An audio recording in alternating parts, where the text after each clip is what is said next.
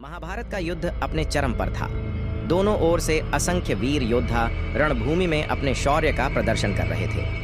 पांडवों की सेना के लिए वह रात भयावह थी, क्योंकि कौरव पक्ष ने उस दिन की समाप्ति के बाद भी युद्ध जारी रखने का निश्चय किया था। कर्ण, द्रोण, कृपाचार्य और अश्वत्थामा जैसे योद्धाओं के कारण पांडवों की सेना संकट में थी। उसी समय भीम का पुत्र घटक्कश युद्ध क्षेत्र में प्रकट हुआ। वह असुर माता हिडिंबा का पुत्र था और उसमें मायावी शक्तियां थीं। रात का समय असुरों की शक्ति को और भी अधिक बढ़ा देता था। जैसे ही वह मैदान में आया, उसका विकराल रूप देखकर कौरव सेना भयभीत हो उठी। विशालकाय शरीर, प्रचंड वेग और तेजस्वी लाल नेत्रों से चमकता घटक्कश किसी देवता से कम नहीं लग रहा था। घटक्कश ने आते ही कौरवों पर प्रहार करना शुरू कर दिया। उसकी मायावी शक्तियों के सामने कोई भी योद्धा टिक नहीं पा रहा था। उसने कर्ण के रथ को पलट दिया, दुशासन को दूर फेंक दिया और द्रोणाचार्य की सेना में भारी विनाश किया। उसके हर वार से कौरव पक्ष को भारी क्षति पहुंच रही थी।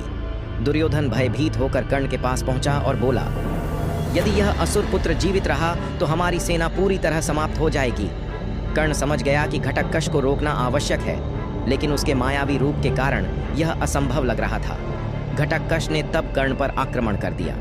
उसकी माया से आकाश में अनगिनत अस्त्र शस्त्र प्रकट हुए और कर्ण पर वर्षा करने लगे।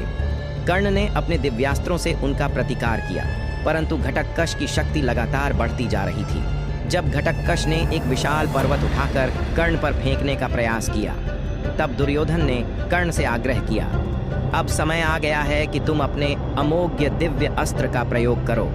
यह सुनकर कर्ण कुछ क्षण के लिए सोच में पड़ गया। यह वही दिव्य अस्त्र था जो उसने इंद्र से प्राप्त किया था और जिसे वह केवल अर्जुन के लिए बचा कर रखना चाहता था। परंतु अब परिस्थिति विकट थी। यदि घटक्कश जीवित रहता तो कौरव सेना पूरी तरह नष्ट हो सकती थी। कर्ण ने मजबूर होकर अपने अमोघ अस्त्र को घटक्कश पर चला दिया। वह शक्तिशाली ब्रह्मास्त्र आकाश में चमक उठा और तीव्र गति से घटक्कश की छाती में समा गया। क्षण भर में ही वीर घटक्कश धरती पर गिर पड़ा। मरने से पहले उसने आकाश की ओर देखा और मुस्कुराया, क्योंकि वह जानता था कि उसने कर्ण से वह अस्त्र निकलवा लिया जिसे वह अर्जुन के लिए बचाकर रखना चाहता था। घटक्कश का बलिदान व्यर्थ नहीं गया। उसके प्राण त्यागते ही पांडवों को यह समझ में आ गया कि अब अर्जुन के लिए सबसे बड़ा संकट टल चुका था। युद्ध क्षेत्र में उसका पराक्रम और बलिदान अमर हो गया। इस प्रकार घटक्कश ने अपनी वीरता और बलिदान से महाभारत के युद्ध की दिशा ही बदल दी।